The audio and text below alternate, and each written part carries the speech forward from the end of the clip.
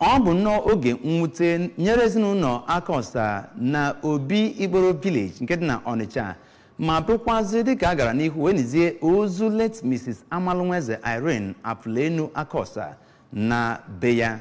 Late Mrs. Amalunweze Irene Apulenu Akosa bụ onye nke nwụrụ ka ọ gbara afọ 76 ma bụrụkwazị onye nne zoro Emengini Ọsadebe nke ụlọ mgbasa ozi ABS. Ugbu a Ifunanya Nwankwọ ga-ewetara anyị nyaba akụkọ.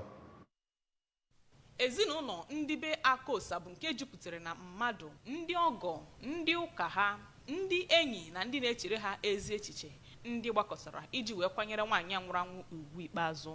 N'okwuchukwu ya oge a na-akara ya ụka onye nwụrụ anwụ na ngwurube di ya, ezinụlọ ndị be Akosa, Pastọ Emeka Anekwe, onye isi nchụaja Jordan Parted Ministry Onitsha, chetara ndị kwere ekwe n'ụwa jupụtara n'ihe ọjọọ, n'ihi ya ha kwesịrị na-agba mbọ ibi ndụ ezi omume iji wee na-eto Chineke wee keta alaeze nke Chineke. Bọsọ bụ na imechila ya n'ụwa o nwere ebe ọzọ ị na-eje, ọkwa omume ime n'ụwa ga-adetamin ma ị na-eje ebe a ma ọ n'ime njọrọ ebe a.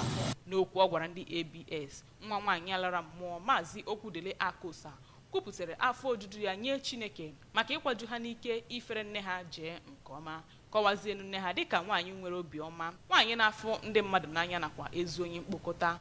Onye obi aṅụrị, onye obi ebele, onye njikọba, ka anyị were mkpụrụ nkwụ nna anyị debere anyị ụtọ anyị debie na-aga n'ihu.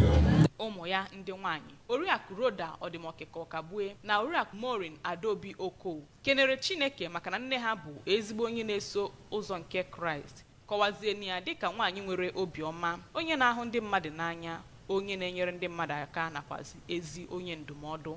So I happy na Chineke nna mee ya wee gbanwee wee bụrụ onye nwere a different life, a different being, trusting God that she's there.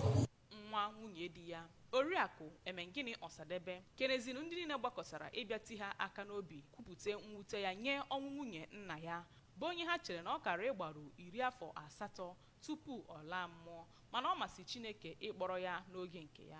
Kọwazieni ya dịka onye tọbara ọtụtụ ezi mkpụrụ, onye na-ahụ onye ọbụla n'anya, o mepụrụ onye ọ dịara, onye jupụta n'ịhụnanya nakwa obi ebere.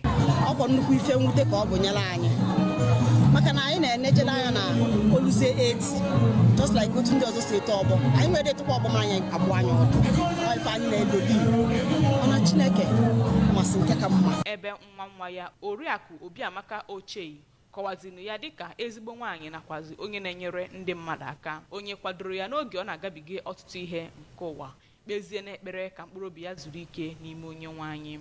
Ọgọ nwaanyị alara mmụọ nakwazi otu onye ezinụlọ ha Maazị Celestine Oko nakwazi Maazị Eze Nwanne Agụsọdụ bụ nnọọ ndị tikweziri ezinụlọ aka n'obi ịdọnyezi ozu ya n'ili, mgbarute n'aka ndị dịgasị iche iche, egwu dịgasị iche iche nakwazi iburu ozu ya si n'aka ndị ụmụnya bụ ebe o siri wee bịa ije dị bụ ihe mere ya bụ mmemme ka ọ daa ụda site n'Ọnịcha. Ifunanya Nwankwọ n'akụkọ ụwa ABS.